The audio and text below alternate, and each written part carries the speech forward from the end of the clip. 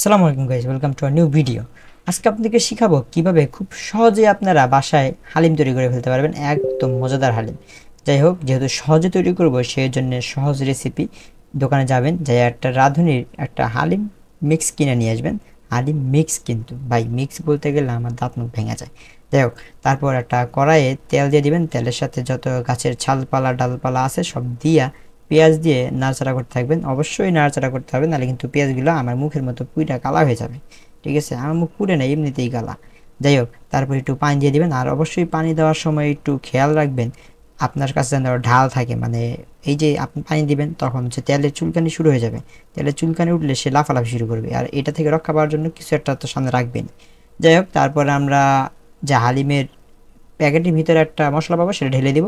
ঢেলে একটু মনের স্যাটিসফ্যাকশনের জন্য আপনার আদার বাটা, পেঁয়াজ বাটা এগুলো দিয়ে দিতে পারেন। আমরা দিয়ে দিছি আর কি, আমার আম্মু ওদের মিক্সের উপর কোনো বিশ্বাস রাখতে পারে নাই, সেজন্য অ্যাড করছে। যাই হোক, তারপরে আমরা কি করব, মাংস, ইচ্ছে মতো মাংস, যত মন চায় আপনি মাংস দিতে পারবেন। এটাই হচ্ছে মেইন বিষয়, যে আপনি বাসায় যদি রাঁধেন তাহলে আপনি যত খুশি মাংস দিতে পারবেন। ছোটো ছোটো পিস করে নেবেন, তাহলে হালিমের সাথে খাইতে একটু মজা লাগবে এবং কি খুব সহজে সিদ্ধ হবে। তারপর কি করব, তারপর আমরা লবণ দিয়ে দিব। লবণ না দিলে কিন্তু একদম জিনিসটা শেষ। যাই হোক, ওটা কষতে কষতে থাকবেন। আর এদিকে গরম পানি করে দেবেন। গরম পানি করে প্যাকেটের মধ্যে দেখবেন চাল আর ঢালে দুইটা আলাদা আলাদা প্যাকেট পাবেন। সেটা একসাথে মিক্স করে গরম পানিটা দিয়ে 5 থেকে 7 মিনিট রাখবেন। রাখলে মোটামুটি এটা ভিজে যাবে। ঠিক আছে, তো একটু নাড়াচাড়া দিবেন যাতে ভালো করে মিক্স হয় আর কি।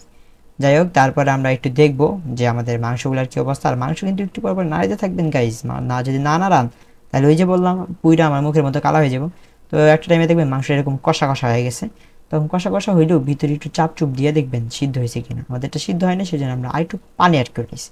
পানি অ্যাড করে তারপরে এটাকে আরেকটু সময় দিচ্ছি। সময় দিয়ে মোটামুটি যখন দেখছি হয়ে গেছে, তখন ওই যে মিক্স করে রাখছিলাম আমরা গরম পানিতে চুবাই নিয়ে দিয়েছিলাম আমাদের ডাল চালরে, সেই ডাল চালগুলো নিয়ে এসে সুন্দর মতো ঢেলে দিবেন।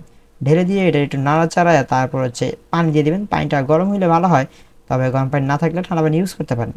তো পরিমাণ মতো পানি, যদি মনে করেন একটু আঠা আঠা, মানে আঠাটা বলতে ডোন্ট নেগেটিভ, একটু যদি আপনি কি বলে ঘন ঘন খাইতে চান তাহলে পানি কম দিবেন। আর যদি মনে হয় যে না আমি পাতলা পাতলা খাবো তাহলে পানি বেশি দিবেন, এটা আপনার টেস্টের উপর ডিপেন্ড করে।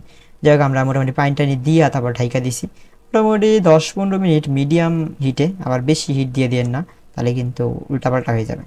হিটে রাইখা আপনি এদিকে বেরেস্তা ভাজতে থাকবেন। পেঁয়াজ যে ভাইজা কুচি কুচি কইরা, অবশ্যই এখানে ধনিয়া পাতাটা না দিলেও পারতেন, লাস্টে দিলেই হয়, তবু আম্মু দিয়েছি আর কি। তারপর পেঁয়াজ যে বেরেস্তা বানাইছেন সেটা তেল মেল সহ দিবেন একদম ঢাইলা, কঠিনভাবে ঢাইলা মাইলা তারপর নাড়াতে থাকবেন। নাড়াতে থাকলে আপনাদের হালিম রেডি হয়ে যাবে। তো দেখেন আমরা মোটামুটি হালকা শুকাই ফেলছি, একটু ভালো ঘন ঘন করছি, একদম দেখতে জোস লাগতেছে, মুখে লোভ আসতেছে, মনে চাইতেছে আবার খাই ফেলি। কিন্তু দুঃখজনক বিষয়, শেষ হালিম তো খাইছি 5-7 দিন আগে, এডিটটা করতেছি 5-7 দিন পরে। যাই হোক গাইস, ভালো থাকবেন, সুস্থ থাকবেন, আর বানাইয়া একবার টেস্ট করে বলবেন কেমন লাগে। টাটা।